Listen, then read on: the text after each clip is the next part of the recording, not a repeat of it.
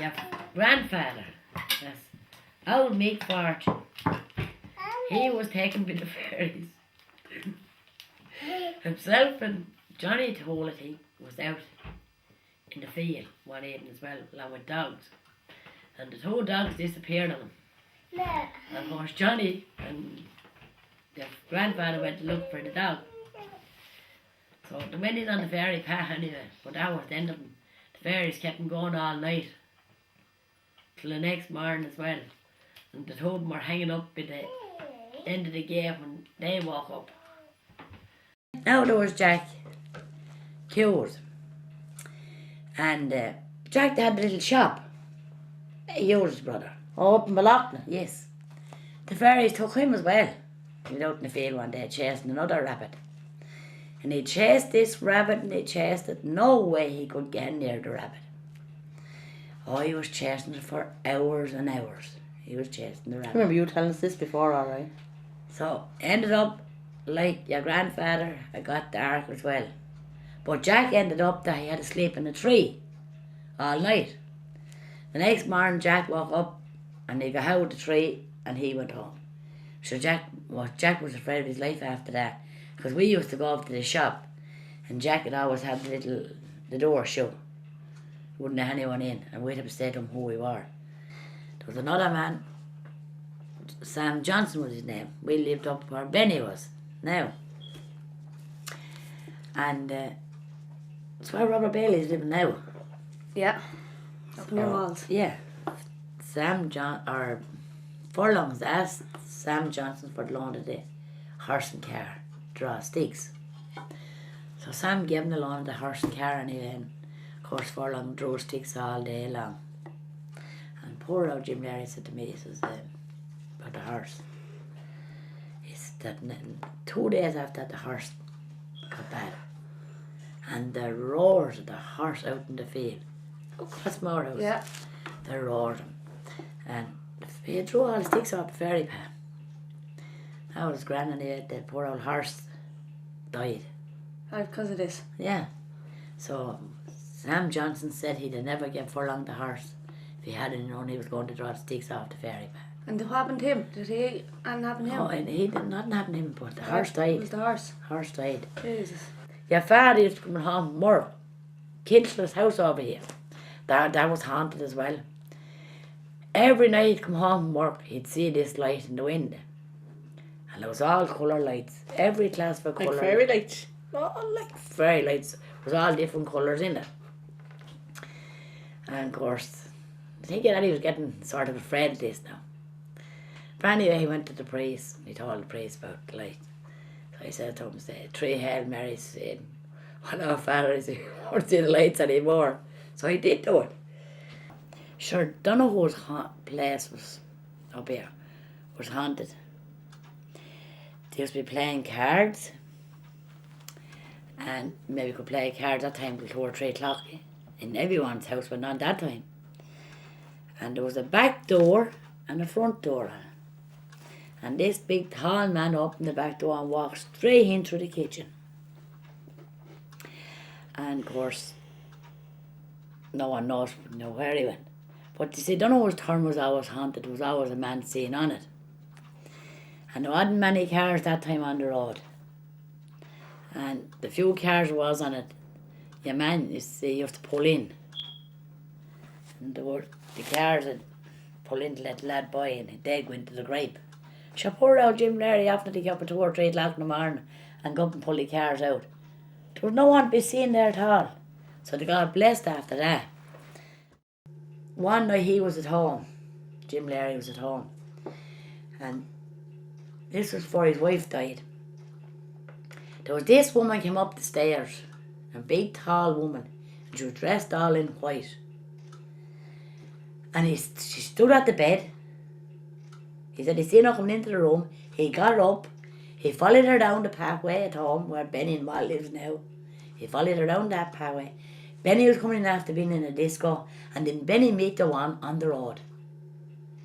And Benny came in and he was white as a ghost, and poor old Jim Larry said to him, "What's wrong with you?" He said, "Oh, I seen a woman," he said, "all dressed in white." Big Gabby said I seen her toast. She came down the stairs in front of me. It was her The coming. banshee. Not at all. It was her going to die because she died a few days after that. But when I tell you, go around with the father, there was an old man. Daddy was walking up and down the house. And he was coming down Pat Burke's hill. And this man came out across the field and a great big grey top coat on him. And soon, the harder your father went on the bike, he was getting farther away on him.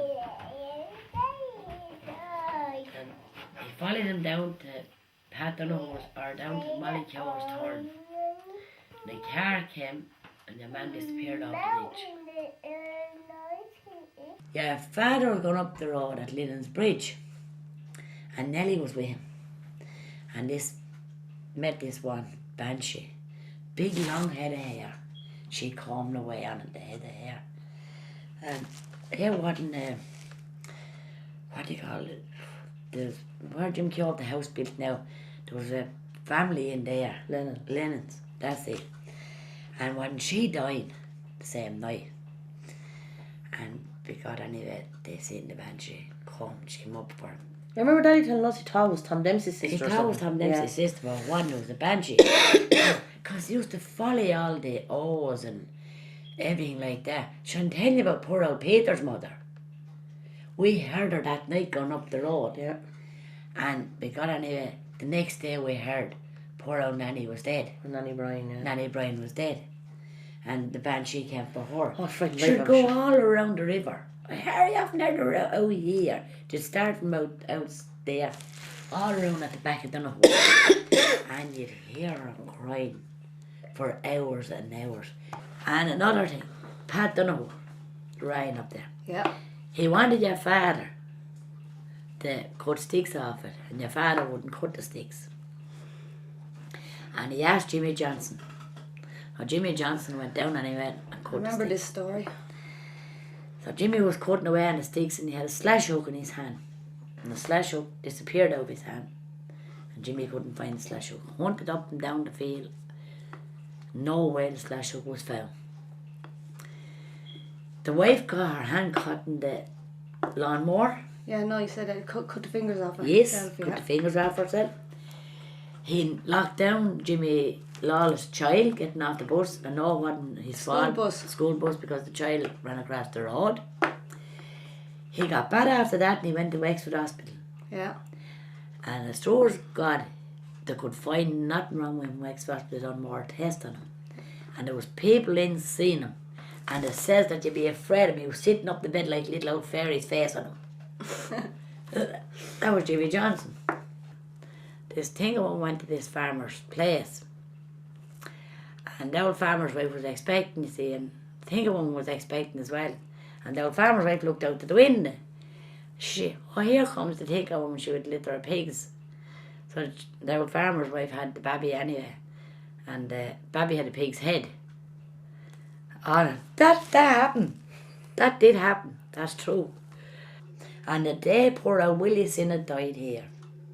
The robin flew in. The robin flew in that morning, and I said to yours that someone was going to die.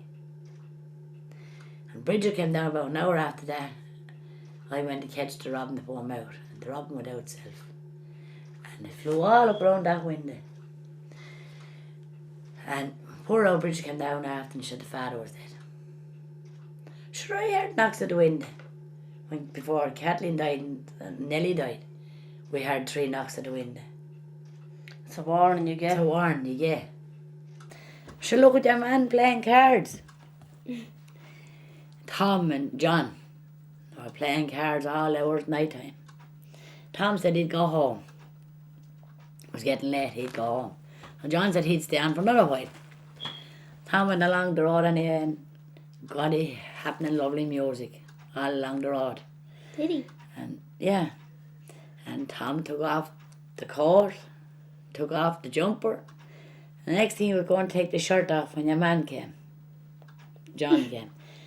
And he says, "You're not going home yet?" God said, how could you go home? He said, "Lovely music playing." So the lad kept dancing away to it. Yeah, man. John looked down like that. Give your man a great nudge. Seeing the devil's feet. He was dancing to the devil music. Devils? Yeah. He was trying to spawn him out. Chinchill's house up here.